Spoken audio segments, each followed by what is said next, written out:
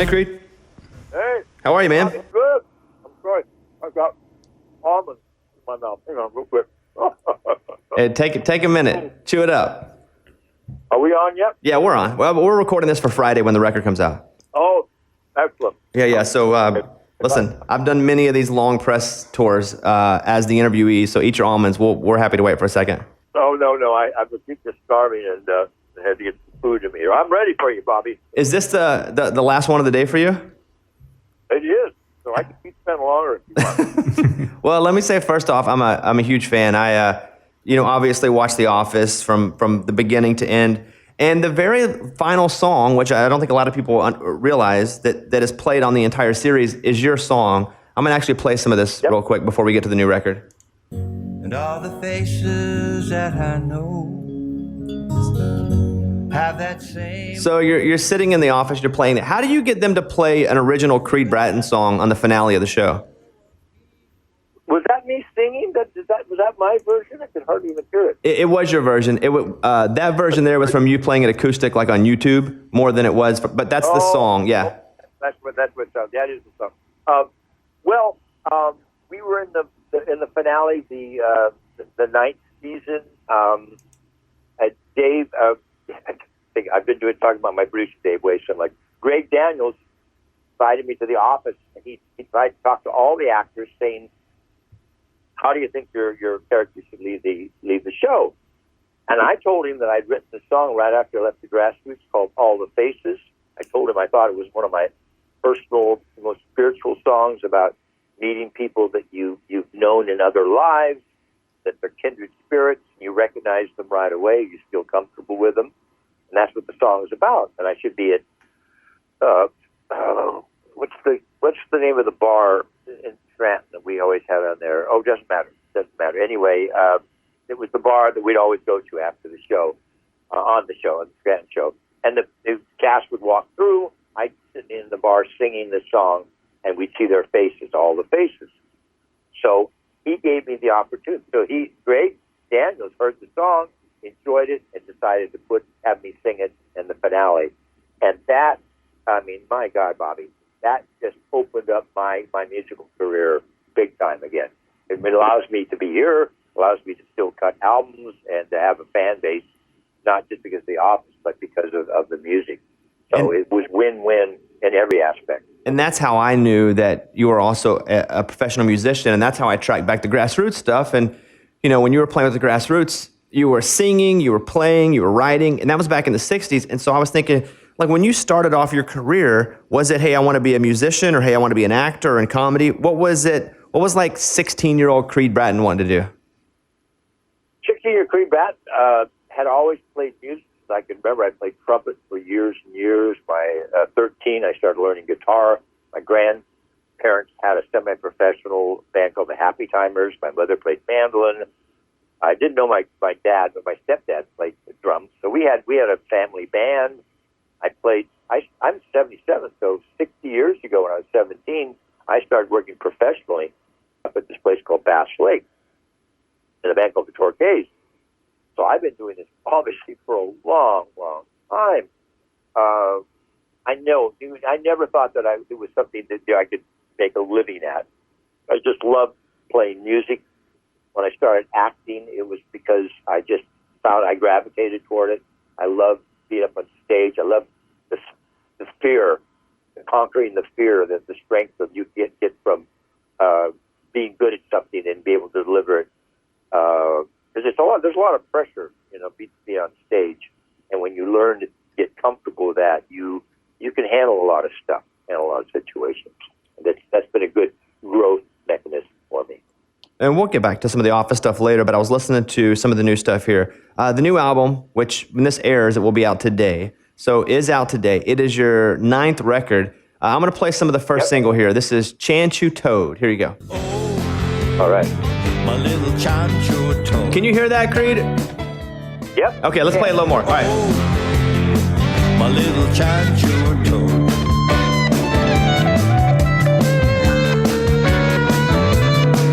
What's a Chanchu Toad, Creed?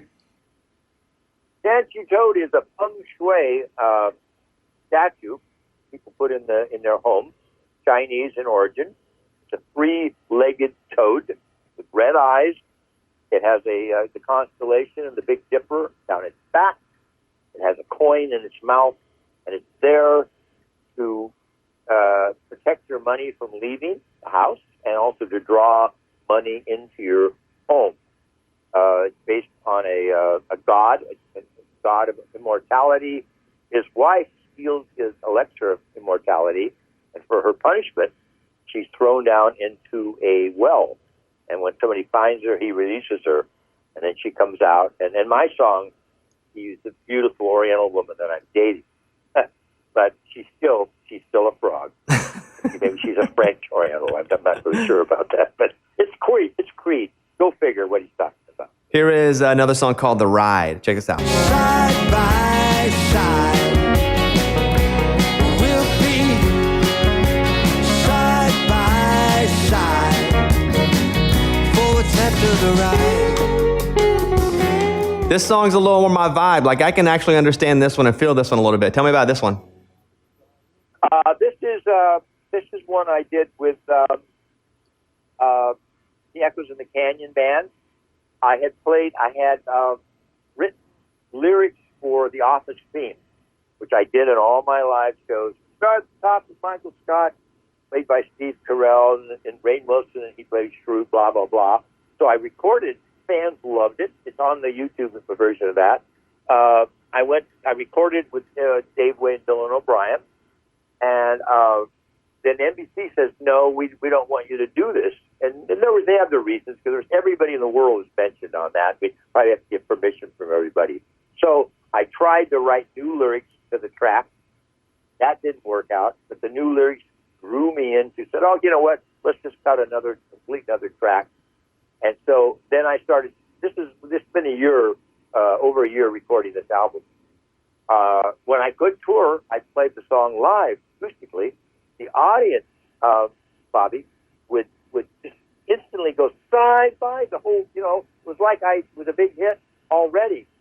They were singing along, and they loved the song. So I called Dave from the road and said, you know what, The Ride, it's so catchy. The people really pick up on it. It's so hooky. They get it right away. So that's the story behind that, and I'm thrilled the way it turned out. New record's out today. Everybody check it out. You've heard three originals that we've played here, and you may not have known that the final song in The Office was actually an original Creed Bratton song. When that show, when it ended, were you more famous as far as people seeing you on the streets then or now because of the streaming success of the show? Now. It was popular then, but it seems like everybody now, it's still the most streamed show. It's unprecedented, right? That show still be the most streamed show on television. It's ridiculous. But generation kids who watched the show then, they're younger, their siblings now recognize me. So it's not only we were popular then, the younger kids are still recognized. And I've got a very young audience. I do. They're all in their. It's just a young audience. I can't get a date for my group of people. I tell them on stage, I said, bring your grandmothers. So they think I'm joking. I'm not. I'm very serious. Was there a reason that you went or got to use your real name on the show instead of it being given even a last name, character name? Greg Daniels was incorporated my career as Bratton. He wanted a rock star. He wanted me there as who I was, Creed Bratton.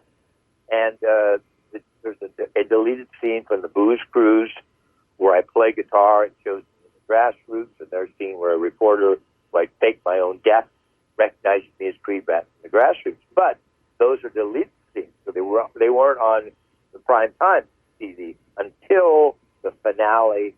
Then they finally went public with that I was in the Grassroots. But there was a reason. That was all planned from the beginning. That's Greg Daniels' plan. Is there any evidence that you could have been the Scranton Strangler?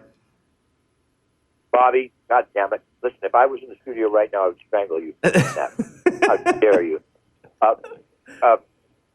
Well, let's think about this way.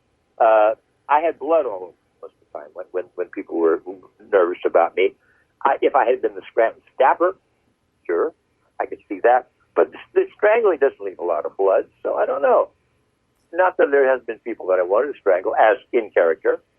But I can't see anybody else being besides him. Can you really? Because he was a dark, nefarious guy, for sure. Yeah, Gabe. Yeah, I can see Gabe. He was always not around. Yeah. No, he could have done that Anthony Perkins face and strangled somebody. Absolutely. Yeah, I actually think that's actually Zach Woods would be a good strangler.